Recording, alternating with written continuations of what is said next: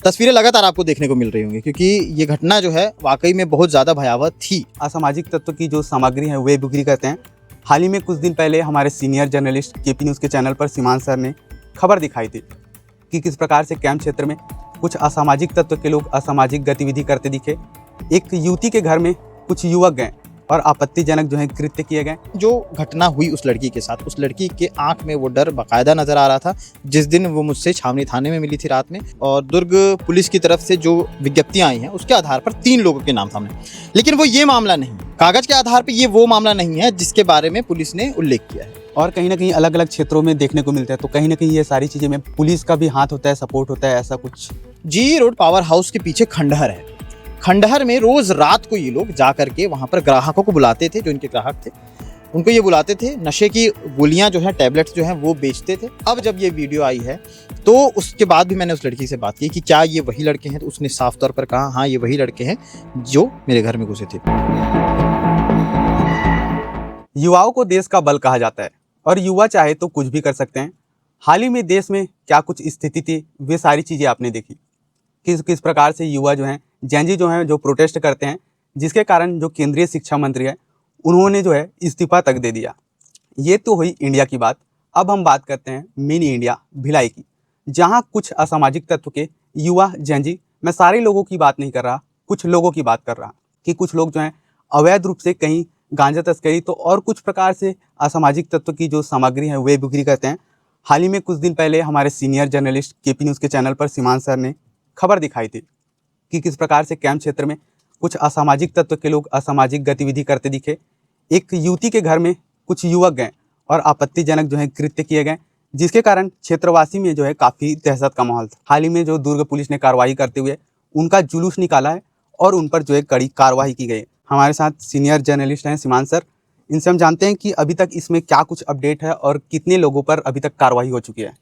इस मामले में अब तक फिलहाल जो वीडियो आया है और दुर्ग पुलिस की तरफ से जो विज्ञप्तियां आई हैं उसके आधार पर 3 लोगों के नाम सामने, लेकिन वो ये मामला नहीं है, कागज के आधार पर ये वो मामला नहीं है जिसके बारे में पुलिस ने उल्लेख किया है। बल्कि अगर देखा जाए लड़की के अनुसार, जिस लड़की के साथ ये सारी चीज़ें हुई थी वो अपने घर पर थी, अपना काम कर रही थी, अचानक 3 लड़के घुसते हैं और जिस तरह से उसने उस दिन नाम भी बताया था, हालांकि उसने ये कहा था कि मेरी जो उस लड़की की जो पहचान है वो ना बताएं।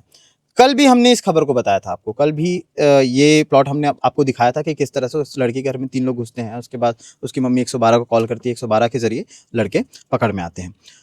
अब उस घटना को लेकर के आपने एक वीडियो देखा होगा स्टार्टिंग में, वो वीडियो ऐसा वीडियो है कि उन तीनों लड़कों को मोहल्ले में घुमाया जा रहा है। इस तरह की घटनाएं पहले भी हो चुकी हैं, पहले भी इसी तरह की सज़ा नहीं कहेंगे, ये एक तरह का ये होता है ना कि जैसे आपने फिल्मों में देखा होगा कि जो बहुत बड़ा गुंडा होता है, बहुत बड़ा दादा होता है या फिर पनप रहा होता है, उसको पुलिस पकड़ती थी और उसके बाद उसी मोहल्ले में घुमाती थी, लास्ट में यही होता था। और घुमाने के बाद उसका कारण ये था कि जो दबदबा है वो कम हो जाए, वो डर जो है वो ख़त्म हो जाए लोगों के बीच।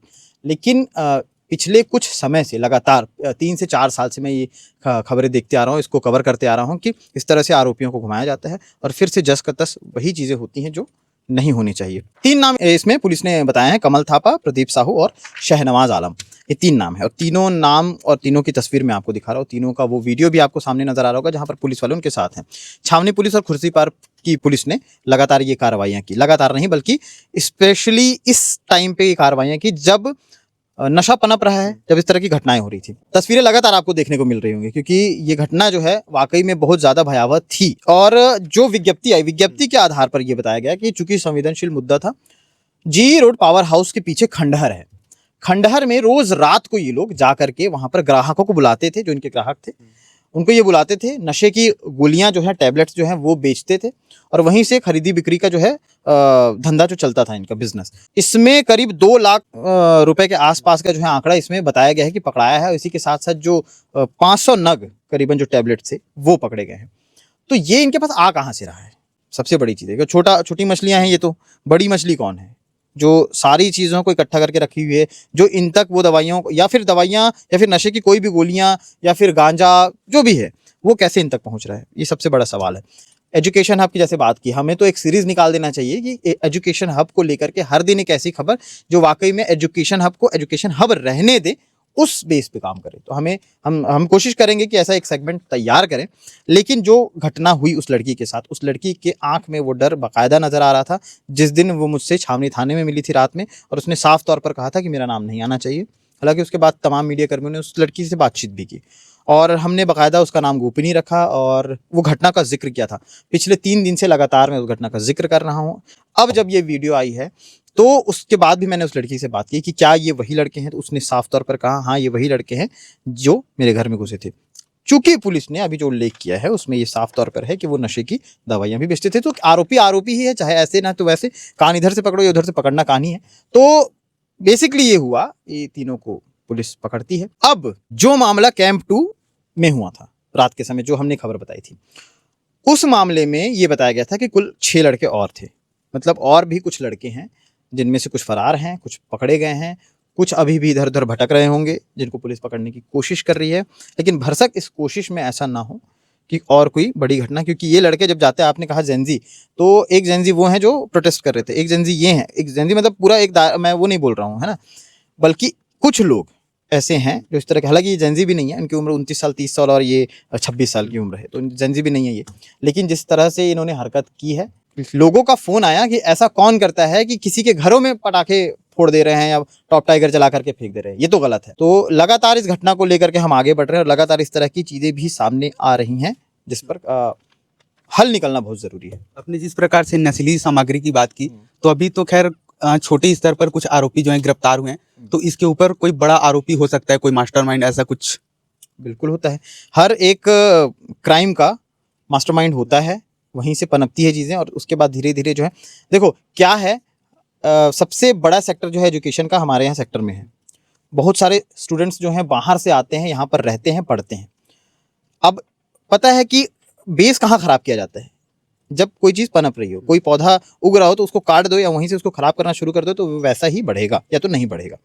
तो एजुकेशन हब को बदनाम करने का ये भी एक तरीका है कि किसी भी तरीके से ऐसे लड़के लड़के जो बाहर से आते हैं उनको अपनी चपेट में लिया जाए। आप समझदारी की बात करेंगे तो अब लोग ये भी कहेंगे कि उनकी समझदारी होनी चाहिए, वो क्यों जाते हैं। बार बार एक ही चीज़ होती रहेगी तो सामने वाला भी कहीं ना कहीं उसके पाले में चले जाता है। तो ये चीज़ हमेशा देखने को मिली है, चाहे वो स्पा सेंटर के छापे हों, जो देह व्यापार की घटनाएं हों, अभी दुर्ग में हाल ही में सामने आया था। बहुत सारी ऐसी चीज़ें हैं जिसमें कुछ लोगों को पता भी नहीं होता। महादेव सट्टा मामला ऑनलाइन का इतना ज़्यादा, जिसमें से 8 लड़के अगर पकड़ाते थे एक जगह से, तो जिसमें 2 लोग को पता ही नहीं रहता था कि वो क्या कर रहे हैं।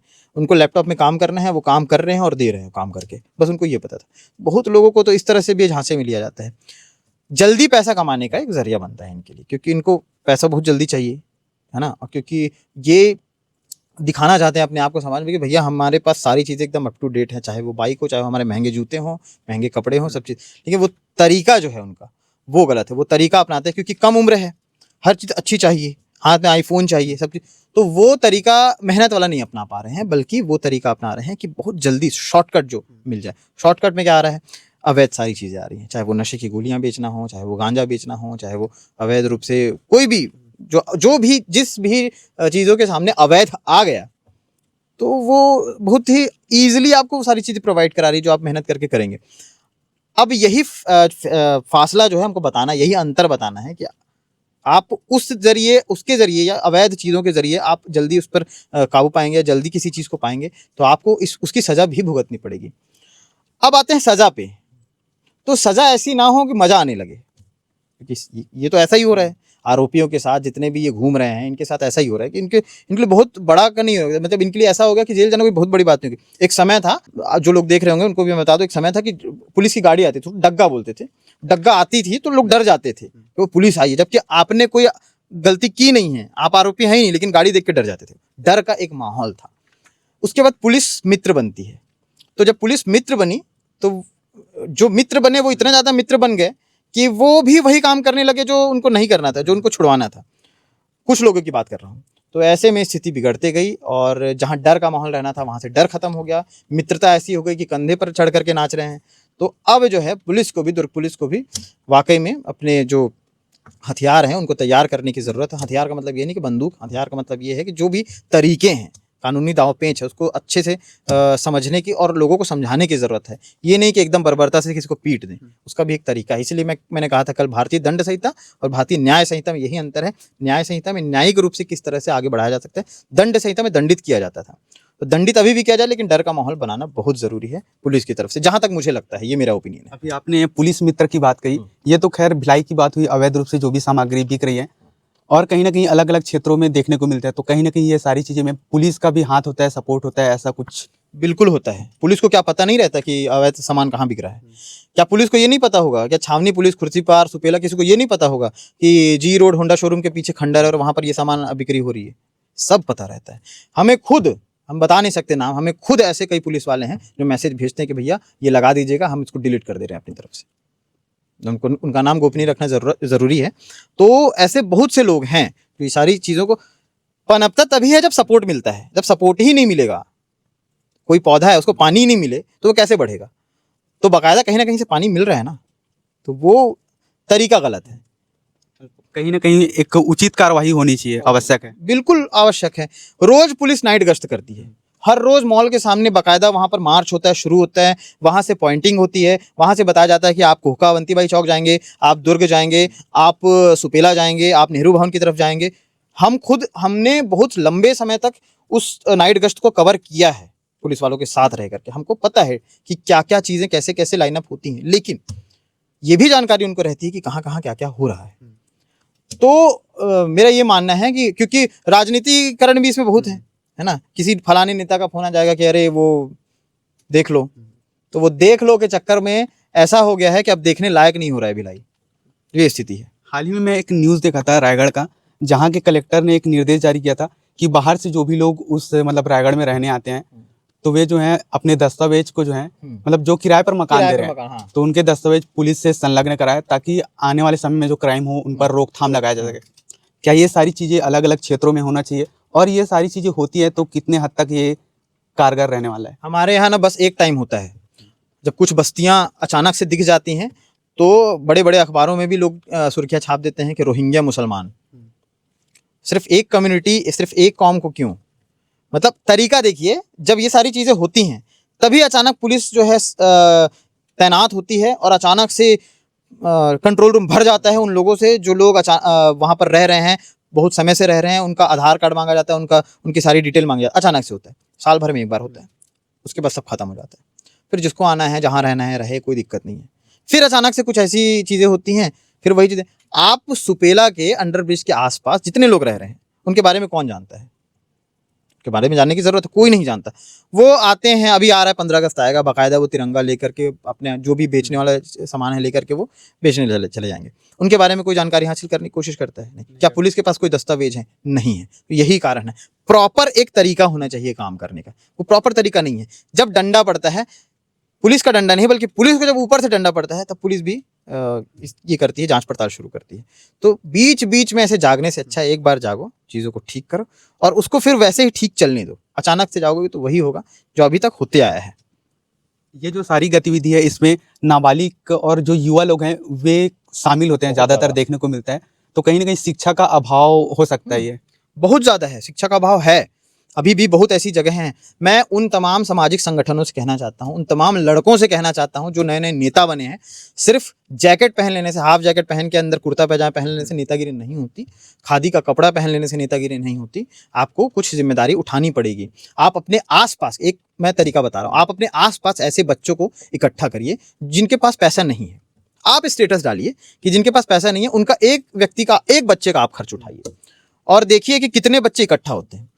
उनकी ग्रुपिंग करिए, उनका नाम लिखिए और उनका लिस्ट बना करके आप एनजीओ के माध्यम से खुद एक संगठन बना सकते हैं। उसके माध्यम से सेवा का मतलब ये नहीं है कि हनुमान मंदिर के पास पोहा बांट देने से आप खबर बनवा लें। सेवा का मतलब ये नहीं है कि कुछ भी ऊट पटांग चीज़ें कर दें मतलब, और उसके बाद आपको ये फ़ोन करें कि भैया आप आ जाइए ना, एक बाइट ले लीजिए। हम उस बाइट लेने के लिए नहीं हैं, हम एक तरीका बता रहे हैं कि ऐसे भी चीज़ें हैं जिसको किया जा सकता है। बहुत से बच्चे अभी भी पावर हाउस जो मूर्तियाँ बनाते हैं, प्लास्टर ऑफ पेरिस की मूर्तियाँ बनाते हैं, चूँकि उनको अभी भी उनके ऊपर ये हुआ है कि मिट्टी की मूर्तियाँ वो नहीं बनाते, तो उनकी मूर्तियों को लेता भी नहीं है, तो वो बड़ी दिक्कत होती है उनको। उनकी एक अलग स्टोरी है। लेकिन उनके बच्चे अभी भी पावर हाउस में गाड़ियां रुकती है तो वो उनको पोंछते नजर आते हैं, भीख मांगते नजर आते हैं। उन बच्चों को इकट्ठा करके अगर पढ़ाया जाए तो धीरे धीरे ऐसे अगर पढ़ाया जाने लगे। अब कुछ लोग बोलेंगे कि वो तो अवैध रूप से रह रहे हैं, तो जो वैध रूप से रह रहे हैं उनको तो पढ़ा लो।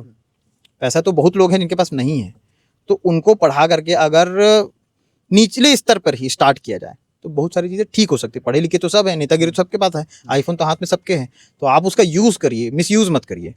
यही मेरा कहना है कि समाज को इस तरीके से बदला जा सकता है, युवाओं के द्वारा युवाओं को बदला जा सकता है। क्योंकि आपने कहा कि सबसे ज़्यादा नाबालिग वर्ग जो है इसमें बिल्कुल आएगा। उनको आपने सिखाया नहीं, उनको आपने समझाया नहीं। स्कूलिंग जब उनको स्कूल जाना था तो वो ऐसे दफ्तरों में काम कर रहे हैं, ऐसे कई जगहों पर काम कर रहे हैं, तो पढ़ाई तो कहीं ना कहीं खत्म हो गई ना। आज के दिन में जितने भी युवा हैं कहीं ना कहीं जागरूक हो रहे हैं, और वे लोग जो है केपी न्यूज़ का चैनल अभी देख रहे होंगे, उनको आप क्या मैसेज देना चाहेंगे? हाँ जी बिल्कुल, जो केपी न्यूज़ का चैनल देख रहे हैं उनको मैं यही कहना चाहूँगा, सिर्फ देखने और सिर्फ खबरें भेजने से नहीं होगा, आपको खुद भी बदलना पड़ेगा। और आप ये सोचते हैं कि हमारी जिम्मेदारी, तो सिर्फ हमारी जिम्मेदारी नहीं है, ये आपकी भी जिम्मेदारी है। आप बदलिए, आप बदलेंगे तो धीरे धीरे जो है समाज बदलेगा, समाज बदलेगा। सामाजिक संगठनों को भी मेरा ये कहना है कि सिर्फ ये विज्ञप्तियाँ बांट देने से, चौराहे पर पुतला फूंक देने से कुछ नहीं होता। समय आ गया है बदलाव का, तो इतना अच्छा अगर बदलाव कहीं हुआ है, अच्छा तो नहीं कहूँगा लेकिन बदलाव तो हुआ है, तो अगर बदलाव हुआ है तो आपकी भी जिम्मेदारी है कि कुछ बदलाव करिए। जो केपी न्यूज़ देखते हैं, खबरें भेजते हैं, बिल्कुल आप खबरें भेजिए, लेकिन इसका ये मतलब नहीं है कि आप कुछ भी भेज दें और हम चला दें, तो वो भी ठीक है, क्योंकि हम उस पर बहुत चर्चा करते हैं, गहन अध्ययन करते हैं, उसके बाद ही हम किसी निष्कर्ष तक पहुँचते हैं। तो इस प्रकार से आए दिन जो है दुर्ग भिलाई के क्षेत्र में अलग अलग प्रकार की जो है गतिविधि होती है। इन सारी चीज़ों को लेकर हमने सीनियर जर्नलिस्ट से बात की कि इन पर जो है कैसे रोकथाम लगाया जा सके, जो युवा है वे सारी चीज़ों को कैसे समझे और जो है जागरूक हो, और ये जो भी अनैतिक गतिविधि है उन पर जो है रोकथाम लगाया जा सके। साथ ही पुलिस प्रशासन पे हमने बात की कि पुलिस प्रशासन किस तरह से कैसे जो है एक्शन कर रही है, और कहीं ना कहीं कभी कभी पुलिस भी जो है गलत कामों में संलिप्त हो जाती है। ये जो तमाम जो विषय हैं, इन विषय को लेकर आप जो है अपने विचार कमेंट में बताइएगा, और केपी न्यूज़ को सब्सक्राइब जरूर कर लीजिएगा, और समय रहते जागरूक जरूर हो जाइएगा। धन्यवाद।